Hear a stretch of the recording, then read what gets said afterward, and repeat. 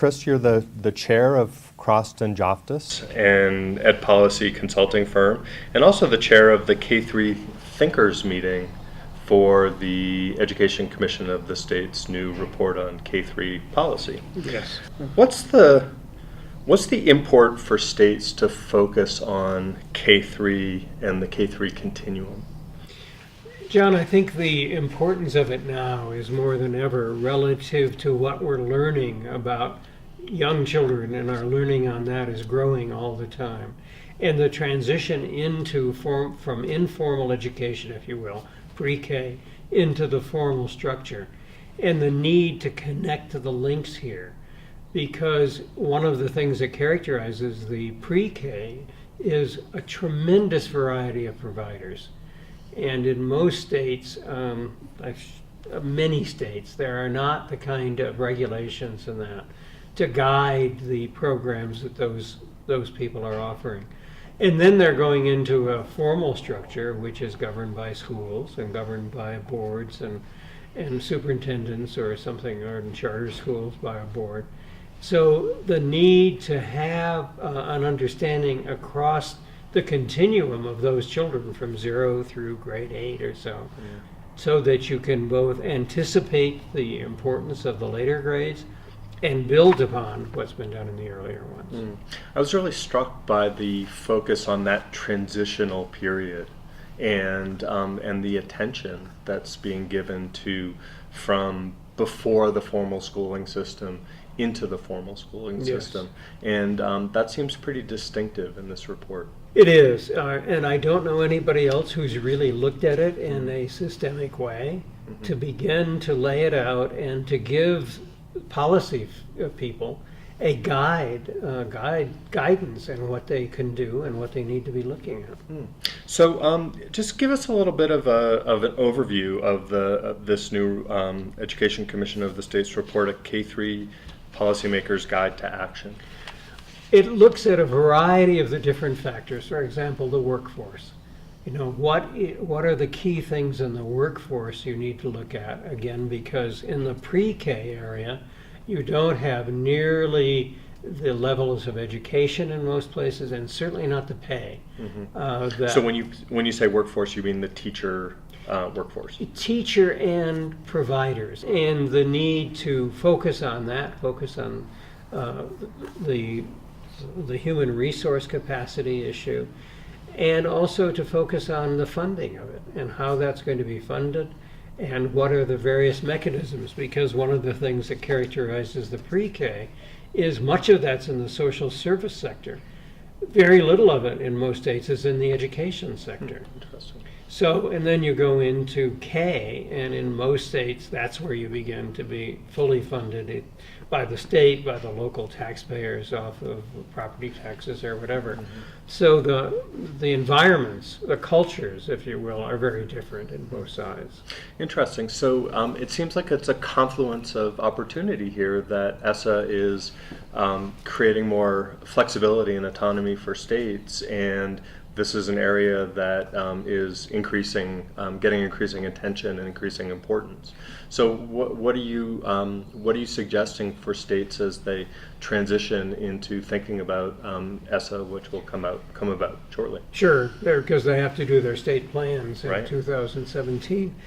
The important thing, John, I think, is that there has to be a meeting of the minds and a coalition coming together that represents the various sectors.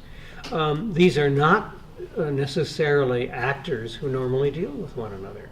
For example, if you're talking about the social service agencies and the education providers, the formal school systems, I would say it's the exception rather than the rule that there's close relationships and understanding. I live in a state, California, where you not only have that factor, you have some school districts that are K-5, some that are K-6, some that are K-8, some that are K-12, some that are high school only. And you multiply that times the issues of dealing with an entirely different sector, which is the social service and private sector.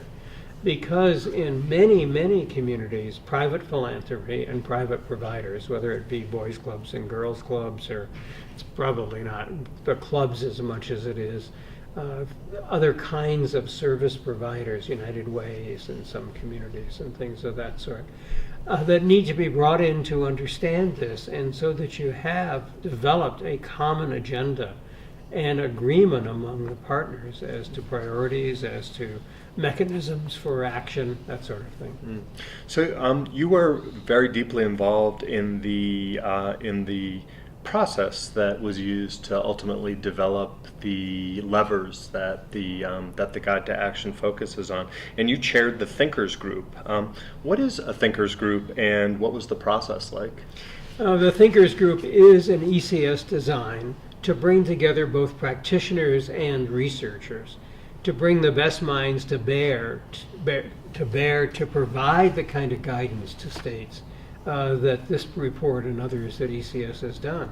The notion is that you need to have both groups in the room at the same time, and we're talking about approximately 10 to 12 people around a table.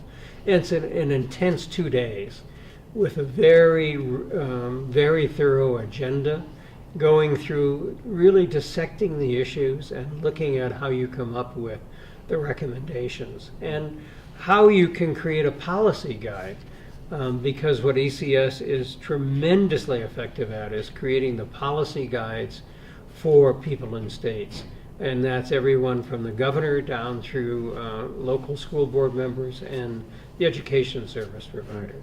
So you met for 2 days in Chicago with this group, right? Yes, right. And tell us, is it secret, or can you tell us what happened inside those closed doors? Oh, no, not secret at all. And much of it, of course, is reflected in the final report.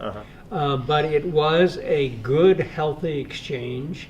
So we had, from the level of those facing it on a day-to-day basis to the researchers at universities who are the theoreticians, if you will, have done tremendous research in the field, but having a dialogue where everybody had an equal voice was extremely important here in coming up with an understanding. And ECS has done a number of these things, and the thinkers groups are very important as they develop the kind of policy guides which they've been putting out. The six that you ended up focusing on, what are some of the most powerful elements of those six? I'd go back to the human capital side. I think that is really so key to all of this, is to pay attention to that, to get the kind of right resources there, the kind of training, the kind of support that you need to develop the human resource capacity here. Funding is also obviously important too, but I think those, and then a research agenda, because one of the things that has to come out of this is the research, so that you know what's working and what's not. There's been a tremendous amount written over the years about preschool and the Abecedarian project, but they stand surprisingly alone in terms of the depth of data and the depth of knowledge, and we need to expand that portfolio of learning a lot. So what suggestions would you have for state leaders who want to incorporate some of these K-3 policy levers into their state's policy system? First of all, as you know, ESSA requires a state plan to be developed, and there are a couple of dates in the first half of 2017. So as states do listening tours, and they have to do consultation, it should be that all of the providers in this segment, particularly those who are not in the formal education area, have a chance to be heard and to be at the table.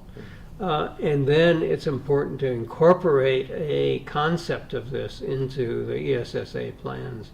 And from that, I'm sure many states will go far beyond that, be far beyond what ESSA covers. But I think the momentum that's created by this process will be extremely important. What advice would you give to researchers who want to use their work and their efforts to contribute to the policy development process? I would ask them to begin with this paper look at it to see where their work and where their interests can fit, but to think creatively, because I think all of us tend to see things with the blinders of our own experience. Sure. And this tends to be, and I think is a good example of a field that calls for people to think beyond the boundaries they normally have dealt with. And talking about the providers is a good place to begin, because in collecting data, for example, upon which good research has to be based, you need to think about there's a whole array of providers out there which you may not normally be dealing with, and that you need to look at ways and avenues to get their data and to talk to them. Chris, it was great to spend a little time. Great to see you again. Thanks, and John. I appreciate your time. Thank you. Take care.